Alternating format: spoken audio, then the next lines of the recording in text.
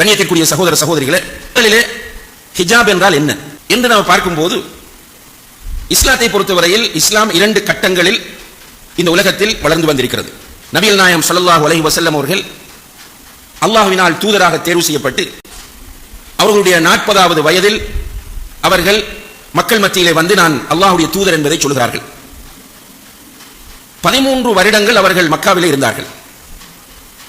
அந்த 13 வருடங்களும் அவர்கள் அல்லாஹ் என்றால் யார், தூதுத்துவம் என்றால் என்ன, மறுமை நாள் என்றால் என்ன, அது எந்த அளவு முக்கியமானது, எந்த அளவு சாத்தியமானது என்பன போன்ற கொள்கை சார்ந்த விஷயங்களையே அவர்கள் மக்காவில் போதித்துக் கொண்டிருந்தார்கள். அந்த காலத்தில் சட்டங்கள் பற்றியோ ஹிஜாப் பற்றியோ நபி ஸல்லல்லாஹு அலைஹி வஸல்லம் அவர்கள் வலியுறுத்தவும் இல்லை, அது பற்றிய கண்டிப்பான உத்தரவுகளை அந்த மக்களுக்கு கொடுக்கவும் இல்லை. ஏனென்றால் ஒரு சமுதாயமாக அவர்கள் அன்று மாறவில்லை. ஒரு 300-400 பேர் தான் முஸ்லிம்கள் அங்கு இருந்தார்கள் மக்காவிலே. பெரும்பாலானவர்களாக சிலை வணங்கக்கூடிய மக்கள் இருந்தார்கள். ரசூல் ஸல்லல்லாஹு அலைஹி வஸல்லம் அவர்களுக்கு தலைமைத்துவம் இருக்கவில்லை, ஒரு சமூக கட்டமைப்பு அங்கே இருக்கவில்லை.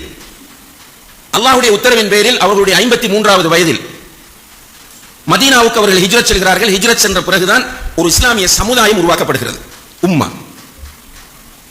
அந்த சமுதாயம் உருவாக்கப்பட்ட பிறகு ஒரு சமுதாயம் ஆரோக்கியமாக இருப்பதற்கு தேவையான சட்டங்களை எல்லாம் அல்லாஹ் அங்கே கொடுக்கிறான். ஒரு நிம்மதியான, சந்தோஷமான, முன்மாதிரியான, பண்பாடு மிக்க, நாகரிகமான ஒரு சமுதாய உருவாக்கத்திற்கு தேவையான எல்லா விஷயங்களையும் அல்லாஹ் தஆலா வலியுறுத்துகிறான்.